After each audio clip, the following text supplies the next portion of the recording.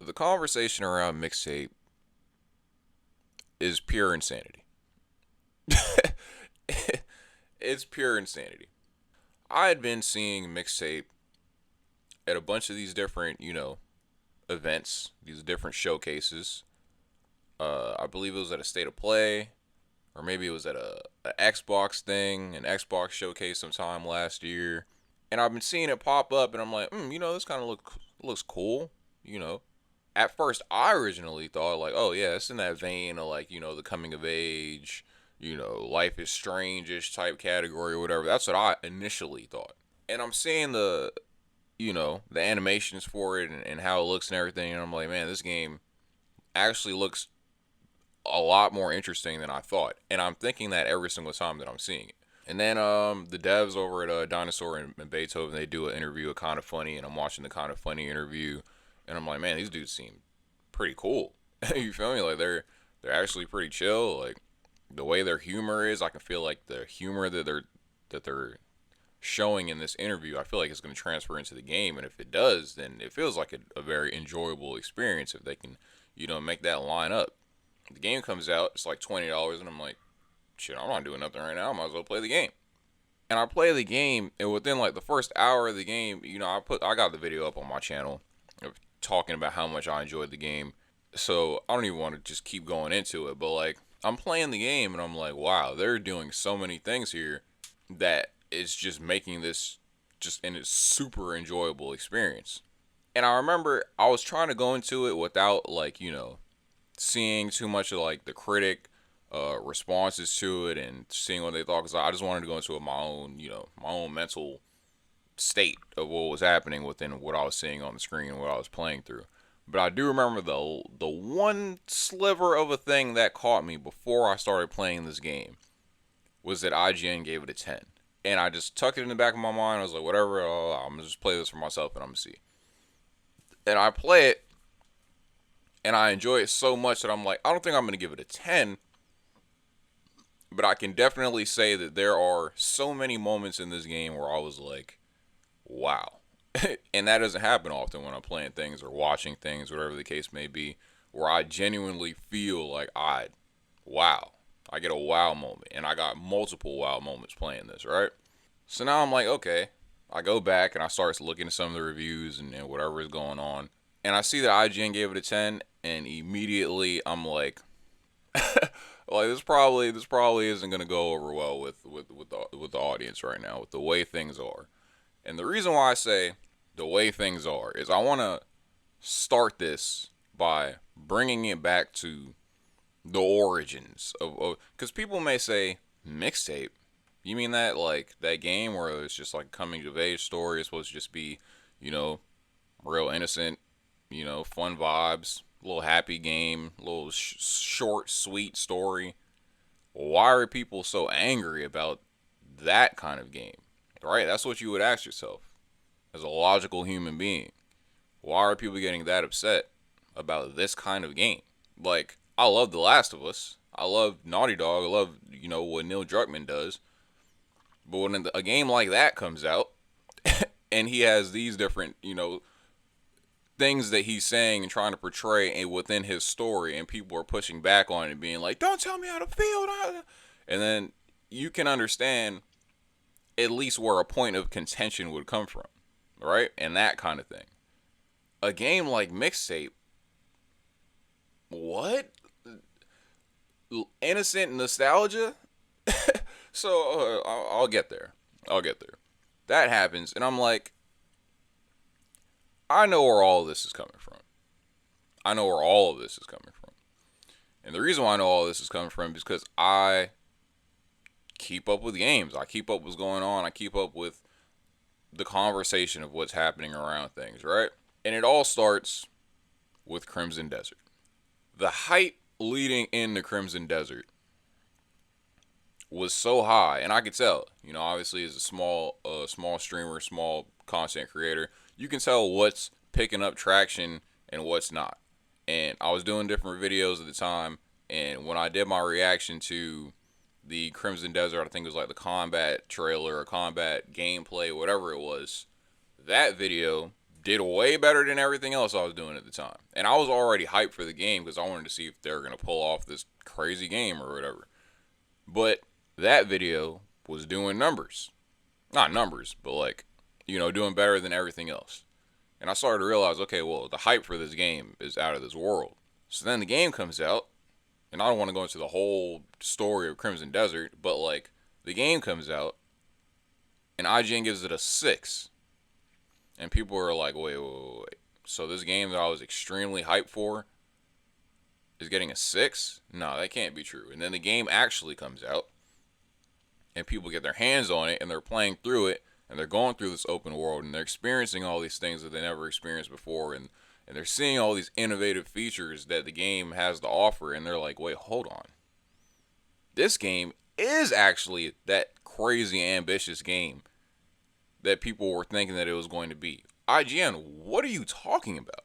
So from there, that builds and builds and builds, and they're like, hold on, man, we can't trust games journalism at all, because this game's doing certain things that is so far beyond what the average open world game these days does, and you guys had the nerve to give it a 6 out of 10? Are you crazy? That's the general consensus of what's going on with Crimson Desert, right? And I was in that camp. You can go look and see how much I was playing in Crimson Desert on this channel. Like, I got tons of hours in Crimson Desert because I was like under the same thing of like, yo, we really got to start, questioning what's going on with some of these game reviews and how they're coming to these opinions, because Crimson Desert is an amazing game. There's no way it could be a 6 out of 10. I'm there. I'm right there with you, brother. I'm right there. I understand. I'm in the camp, right? It's cool. So then, after Crimson Desert, we now move to a fun little game about a mouse who's a detective called Mouse PI for Hire, the Too Much Cheese Incident, where IGN decides that they're going to have a dude review Mouse PI for Hire, and this dude who looks like he's watched a gajillion film noir movies in his lifetime. I don't even want to go too much into it, but he starts talking about the review, starts talking about the game in a sense of like, this isn't film noir enough. It needs to be this, it needs to be that. They're not paying, the proper homage to the classic film noir movie. And it's like, whoa, brother, I think you missed the point. This is just about a mouse shooting some people. You feel me? That then, rightfully so, gets blasted by a lot of people who are like, what is going on with these reviews, dog? Like, who is appointing these people to these reviews, or how are we coming to these conclusions? Like, there's just a lot of uproar around everything that IGN's saying and doing. It's been that way for a long time, but those two reviews back to back were like, hold on, bro, what is going on? That's the vibe. That's consensus of like how people feel about IGN, right? Leading, let's say, call that March, April-ish. That's just the vibe right now. We're up in arms, and we're out for blood. That's just how people are feeling. And then Soros comes out, and Soros from IGN gets a 7. I personally didn't play Soros. I played a little bit of Returnal, so I can't really speak too much of what's going on, as far as the quality of those games and that game. So I don't know if it's a 7 or not. But IGN gives it a 7. And then Raul Coley, the main actor of the game, then goes on a live stream playing the game to help promote the game, as he naturally should. And he's wearing a t-shirt that has the IGN 7 rating on it. So this then another thing stirs up the pot, stirs up the community of people being like, man, what is up with IGN, bro? Like, they don't understand what good games are. So everybody's like, Soros is not a 7. Soros is more than a 7. And look, we got this actor, this well-respected actor and voice actor in the industry that is talking into us and telling us like, yo, stop listening to IGN. IGN is tripping for all these 7s and stuff that they're giving out. Look, he's saying it. So now we got a spokesperson. You feel me? So now everybody's charged up. We got our pitchforks out. We got our fires. We got our torches. and we are trying to burn down IGN. We're marching up the hill to the IGN building, and we're getting ready to burn it down. And as we look up at the IGN building, they have a huge screen, and they're about to show the results of their latest review. For a little indie game that's 3 hours long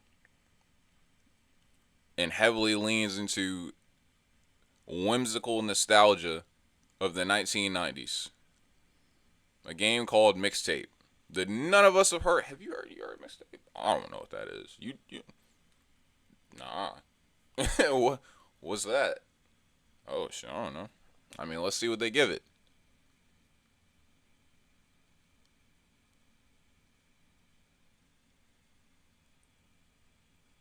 Does that say 10? Does that say 10? Oh my god. The fallout that we have seen from IGN giving Mixtape a 10 out of 10 has been nothing short of pure insanity, bro. Just straight, just everything every possible negative talking point from every possible negative type of gamer out there that you can find is talking about this game from those negative talking points. Just all of them. Just all of them. You got it's too woke. It's not actually a video game. Somehow, it's woke, but also, it's only for white men. It's an industry plant. It's a fake indie. It's an industry plant. Like, let's go by it one, right? By the main criticisms that I'm seeing. There is no gameplay. When I first played this game, I'm playing through these scenes at the beginning, especially the car scenes, which I see a lot of that going around, people talking about the car scenes. I felt like this game was doing something that I hadn't seen. Now, I could be wrong of different games. Maybe there are games out there that are incorporating, cutscene, but playability, gameplay elements in the... I'm calling it a gameplay element because it felt like I was playing the game and I was pressing something that was causing me to feel great emotion while playing it. I don't know what your personal definition of gameplay is, but I'm clicking the lights during the cutscene, and that is amazing gameplay to me. Now, if we want to get all super moral about it and talk about, well, what's your standards? What's your standards for gameplay? Because that's not gameplay. Hey, brother, I played a lot of video games. Sometimes when things are just delightful, they're delightful. Just because something's aiming towards delight rather than extreme, intricate skill tree, I'm going to do this and then loop around over here and press 13 buttons. Like, come on, bro. Just because something just gives you a little smile, a little chuckle, that doesn't mean it's not gameplay in a video game. That's what it is. You feel me? We talk about people's biggest thing that they're talking about. I'm seeing the shopping cart, right? You're doing the shopping cart. You're escaping from the party with the parent who's the dad or the cop or whatever party gets shut down. You're trying to get out of there, and there's a lot of people that are saying if you let go of the controller, then it just does the whole thing for you. You just drive around or you evade whatever you need to evade without pressing anything, and that means that the game sucks because there's no gameplay. Well, to me personally, as a regular human being, I didn't notice that the first time I played. You want to know why I didn't notice that the first time I played? Because I was playing it. I didn't notice that I could let my controller go because I was swerving. I was hitting the messes. I was dodging and weaving because I'm paying attention to what these characters are going through in this story, and I felt compelled to escape the cops and maneuver my way through because I was in the story and paying attention to the story. So yeah, maybe if at some point randomly the controller slipped out of my hand and I were to notice that they were to still be able to maneuver, that's fine and dandy, but it would have been, in a straight line of just slowly going? I wasn't doing that. I was weaving. I was dodging. I was skirting off because I was enthralled. I was locked into what the story had to offer me, like a regular person would, I feel like. Unless you're, you know, a weirdo that is on Twitter or X and seeing that, hey, this person said that you don't even have to do anything to play it. So yeah, maybe in my first playthrough as a weirdo, instead of actually enjoying the experience, maybe I'm testing out the thing that I seen the dude complaining about on Twitter, which would then, I don't know, maybe mess with my personal experience of the game, right? I would think so. You know, if you went to a restaurant and you walked in and somebody was sitting there eating the brand new chicken sandwich that the restaurant had, and they were going, mm, I don't know. I don't know about this one. When you order the chicken sandwich, you might be sitting there like, I don't know, is this gonna taste good? Like, am I gonna? You feel me? That's how you're gonna enjoy the first time you have this chicken sandwich. Meanwhile, some dude 3 hours later on his lunch break was fucking up that chicken sandwich. Like, he didn't give a fuck. Dude on lunch break, shit, I should have got another one actually. Boy, bruh, there's different people in this world. You feel me? Like, there's different people that have different intentions of things. Dude on his lunch break wanted 3 more chicken sandwiches. 3 of them. You walked into the restaurant and seen one dude sitting there. Of course, of course. Of course you might not like the chicken sandwich. And even if you do, it's not going to be amazing. Because you originally went into it scared, worried, thinking about what this dude doesn't like. You don't even know him. You don't know them. Jesus Christ, bro. That is one of my biggest pet peeves about just the internet and how things go these days. Like, there's so many people that are just looking at these different influencers and whoever it is, people that they follow in games, media, or whatever it is that they're looking for their own personal thoughts to experience something. You know what? He didn't like it, so I don't think I'm gonna like it. And then by the time you experience the thing, it's like, well, I mean, I guess it was alright.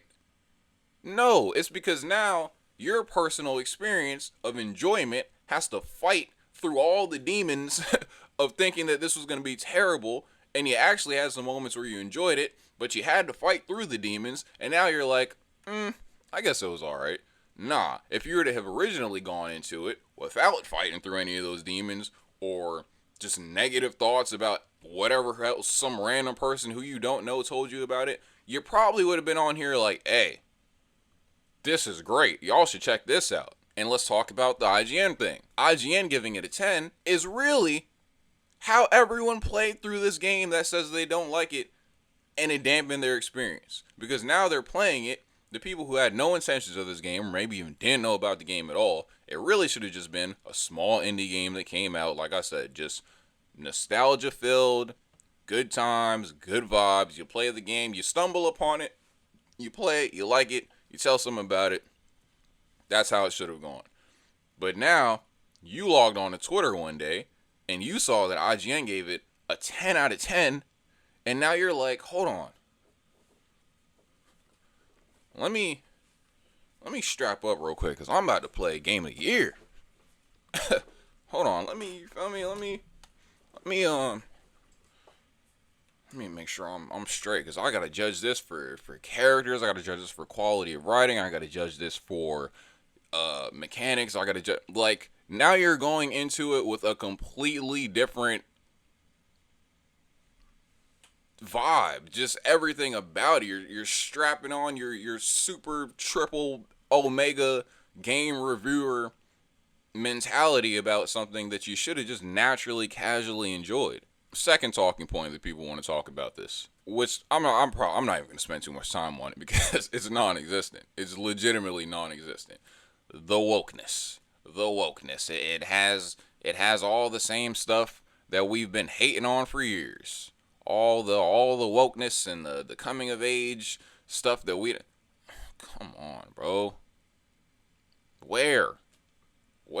where is it? Did you play the game? What parts? Show me. Show me it. You got it? Oh, let me. Nah, that's not it. You sure? Nah, that's not it. Where is it? You made it up in your head because you seen 40 people on Twitter talking about it, and you just were like, "Hey, man, we gotta stop this. We gotta put an end to this. I'm getting tired of this. No more of this woke nonsense." It's like, bro, where is it? Where is it in the game? Where's the woke parts? A teenage girl getting mad at her dad, who's a cop, and trying to fight against it. Brother, you play GTA. You're mowing down cops in like the first 5 minutes of the game, dog. What are we talking about? What are we talking about here?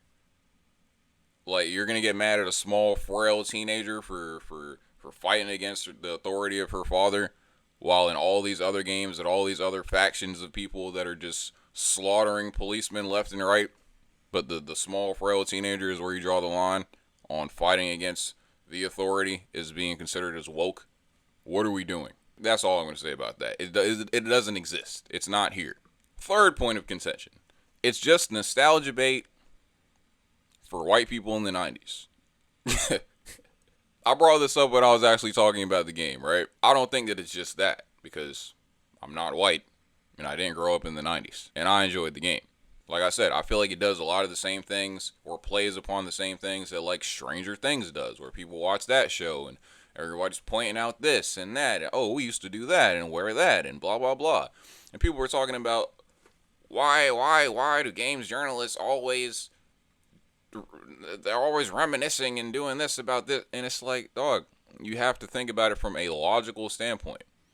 Matter of fact, not even from their standpoint. Whoever, I don't want to say your, because I don't know who's specifically watching this video. But right now, we're in the year 2026. I would assume that potentially, and it's already been happening, but I would assume that in potentially 10 to 15 years, we will be receiving a ton of video games and movies related to COVID. It's gonna happen. There's already been some and a lot of things referencing COVID, but I think there's going to be a lot of COVID specifically focused projects that will be coming out. You want to know why? Because there's a lot of teenagers that are studying film and are film freaks and video game developers right now that have had a large portion of their childhood growing up affected by COVID. It's gonna happen. I'm not saying 90s nostalgia plagued people all across the world, but it had a heavy influence on their lives. And now that some of these people are 40, 50 years old, 30, 40, 50 years old, and they're in places of power and position to make video games based on the things that they experienced and enjoyed growing up. What's wrong with that? What's wrong with that? I just watched Steph Curry make a basketball movie about a goat with like a bunch of like Mike references and stuff like that. Because Steph Curry, how old is he? 30 something years old? Are we going to be mad about Steph Curry making a video game? I mean, making a movie on basketball based on some of the movies that he liked growing up? Like it's just natural progression. I don't understand. Yeah, it's about the 90s. Maybe 10 years ago, people were making a lot of nostalgia stuff about the 80s. We're already moving into an era where there are people that are making a lot of movies and potentially video games soon about the early 2000s and then the 2010s. Are we going to complain about every single time that happens in every era? Lady Gaga and Kesha? Oh, just know. Just know them 2010s vibes of movies and video games and all forms of media that comes out. Just know them soundtracks is going to be heavy Lady Gaga and Kesha. It's going to go crazy. And you're going to hate it and think that everybody's just nostalgia baiting the 2010s. Something that hasn't happened yet, but it will. But people are going to say it then just like they're saying it now. It's just natural, bro. People grow up and they want to talk about the things that they experience when they grow up. And also, people want to talk about music choice. They're saying, oh, well, I didn't listen to any of this stuff. I didn't listen to any of this music. Have you ever been around someone that likes music like that? Like, really likes music like that? Like, the same way Stacy never took off her headphones in the game, like to that level. Have you ever been around people like that? Because I was somebody like that, and I would know that if I were to make a music or make a game or a movie or anything around that area of the type of stuff that I was listening to when I grew up, when I was a teenager, I know that I would have 20 to 30 songs that the average person would not know, because I wouldn't be making it for that reason. Because when you're that age and you're trying to curate your own little musical taste, that is the point, actually. Intentionally. Hey, I'm going to find a shit ton of songs that I know nobody knows, and I'm going to feel cooler for it. Me now, I don't care that much, because I understand, like, that's just what it was. When you're growing up, you're trying to find the most obscure songs that nobody else would listen to. And you're trying to, because you're trying to be cool. You're trying to be the one that's playing the song for your three friends in the car, and they're like, hold on, who's that? And you're like, yeah, yeah, you don't know about this. That's the point. That is the entire point. That's why Stacy's playing a gajillion songs that everybody's like, I grew up in the 90s. I didn't ever hear those songs. Yeah. And they actually reference it in the game. Oh, what songs does he listen to? Oh, Meathead. Too mainstream. Like, yeah, it's funny and it's cringe to say it like that, because that's the point. That's what those people are. They're making these songs and these playlists trying to get so far away from the main path of what people listen to that they're the music aficionado. You know, that's kind of the point of the game. Industry plan, and the reason why they're calling it an industry plan is because people have done their digging, as one does, to find negative things about a game that they want to fail because they said that their personal game wasn't good. They went and they found that there's like a daughter situation of being backed by this game, or backing this game. It's like daughter of a billionaire, and it's not the indie that it says it is. And I'm like, oh, that's very interesting. I don't care. I don't care. If we want to talk about whether it's right for it to be called an indie or not, I mean, sure, who knows? I personally don't care. You want to know why I don't care? Because I follow gaming news on a regular basis, right? And I know about a lot of these CEOs and shareholders that are throwing a gajillion dollars at all types of live service projects from all these different studios and companies, and saying, hey, listen, we need that Fortnite money, right? We need that Fortnite bag. Go get it to us. Oh, you was about to make that single player? No. Oh, you was about to make that cute little enjoyable? No. I need Fortnite, brother. I need Battle Royale. I need Extraction Shooter. I need Marathon. I need Concord. Marathon's alright. Just didn't, you feel me? But the point is that they're throwing these bags at all the things that they feel like is going to make them a gazillion, bajillion dollars when they show up with all their friends on the yacht, and they're like, yeah, you know, I'm in video games and we're working on the next Fortnite. That's not what they're doing with mixtape. That's not where the mixtape money went to. It didn't go to another extraction shooter forced down your throats as the final slot at Game Awards, or hero shooter, or whatever you want to call any of these live service games. That's not where the bag went to. It went towards giving you a small, delightful, heartfelt experience. And people are mad at this, like they were trying to just get you out your pocket. It's $20. A $20 game about a coming of age story. It's just some happy vibes. They're barely even cursing like that. Okay, maybe they're cursing a lot. But it's not like some egregious thing where it's just like this is just a fun little project that got funded, could have been funded by Jesus himself. It's not any of the live service games that morally ruin a lot of gamers' experiences and hope for just the landscape of gaming in general. This is supposed to be the one for you, for the people. So I don't understand why the hate is at this level for this kind of game. Why? The word tourist couldn't be any more correct in situations like this. There's a lot of people that have no idea that more of these games exist. When we're talking about it has no gameplay, it came out of nowhere. Brother, you weren't watching the showcases. They showed this at like 3 or 4 different showcases. You didn't play What Remains of Edith Finch, that has a very similar structure as far as just interactively playing through the story that it's trying to tell you and navigating through these different cutscenes and things that are intertwined. And Edith Finch, it had the whole comic book story that it was telling you about the slasher flick with the girl, but you were playing through the comic book panels. It was just, it's so sick. There's, as a gamer, how can you play through stuff like that and be like, not enough gameplay for me? Those are crazy experiences, extremely creative things that as a gamer, you're like, wow, this is great. But on Twitter, you need to scream and yell about it because they gave Crimson Desert a 6. I played Crimson Desert, bro. I loved it. I'm not going to objectively sit here and be like, nope, can't show no love to this. Nope. They didn't show the love to Crimson Desert. Can't do it. Why? Why? We're on the same team, bro. Games. Good games. I feel like at the end of the day, it really just comes down to hate. Hate. You log on Twitter every day, and it's hate. It's hate. They're hating on something. The reason why they're hating on something is because it gets attention. It gives them attention. They feel good when they type something, and then they check their phone and they see the notification 30 minutes later that they got 20-something likes. And for some reason, hate does extremely well on Twitter or X or whatever you want to call it.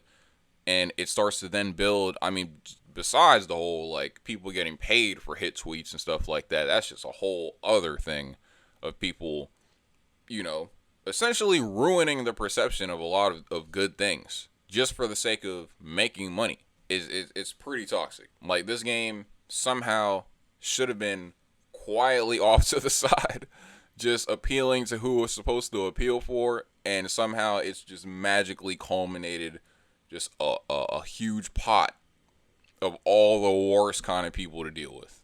And that sucks. That sucks.